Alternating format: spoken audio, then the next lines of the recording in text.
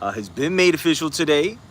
As we were hearing names such as Edgar Berlanga, and we were hearing as of recent um, that of Chris Eubank Jr. But all roads, I guess, ultimately led to Canelo Alvarez choosing Edgar Berlanga as his September opponent, and that will be, at least on the surface right now, that'll be for the undisputed super middleweight championship.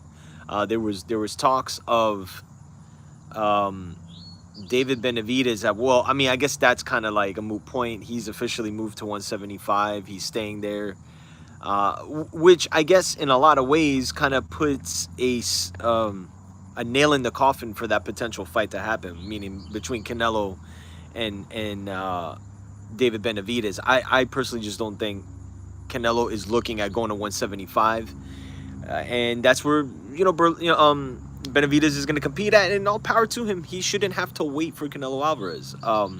He's still really young. He's got the rest of his career to kind of create on his own, but we got a fight yet again from Canelo Alvarez that practically nobody asked for, and we're getting it.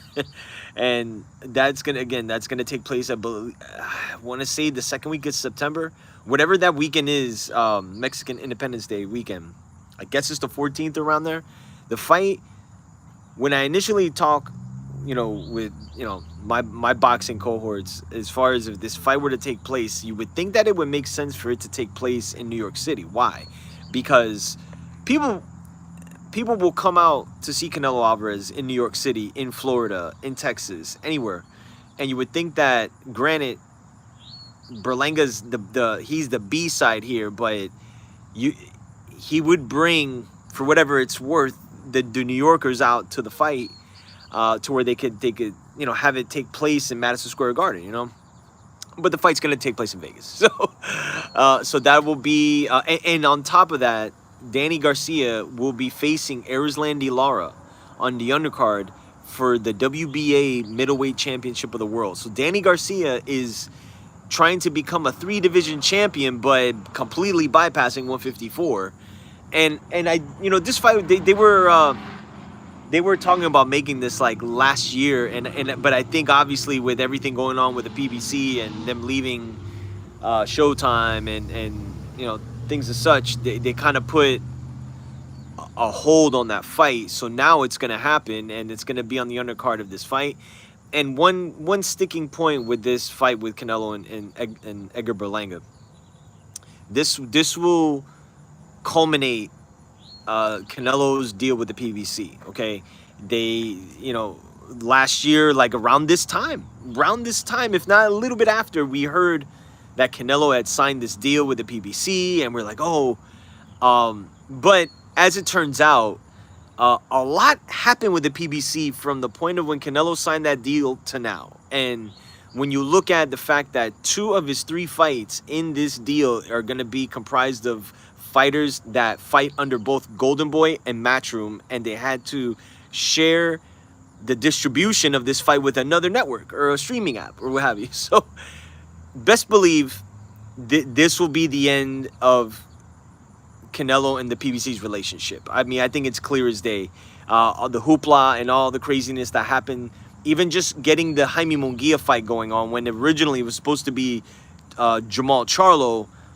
Obvious, he got a lot of stuff going on. Things didn't pan out. Money was kind of funny in a way, and we got the fight that we got.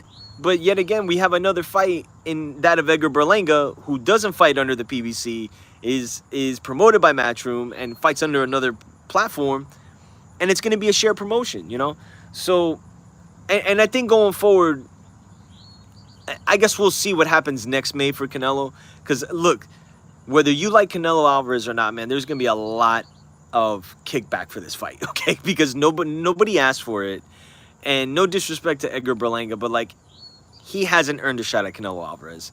But I really feel, man, at the very end of the day, a lot of this has to do with Canelo just culminating his deal with the PBC. He's getting a flat, like a minimum $35 million. This is the kind of fight he would get paid $35 million for.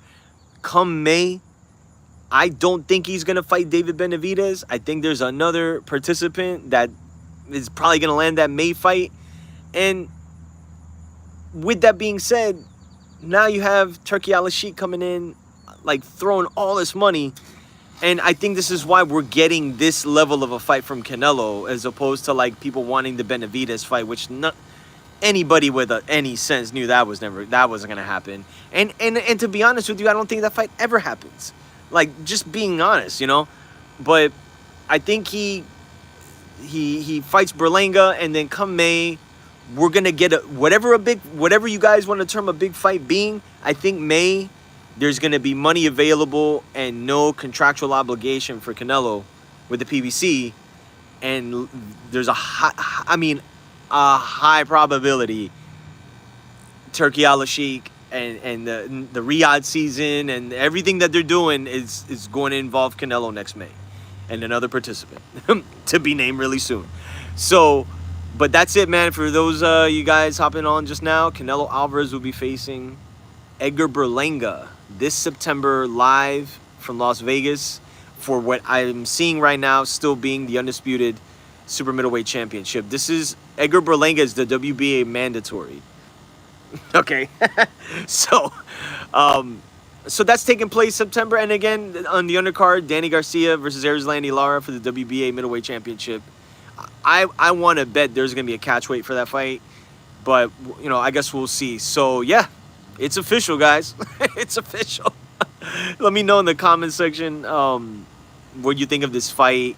And, you know, is this already like a foregone? Because, you know, people were talking about Munguia being a foregone conclusion, but it's like how Canelo won't go into this fight as like an 8-1 underdog or 8-1 favorite at the very least would be beyond me. But that's it, man. Canelo Berlanga this September live on PBC, on Prime, and on DAZN. So let me know what you think. I'm out.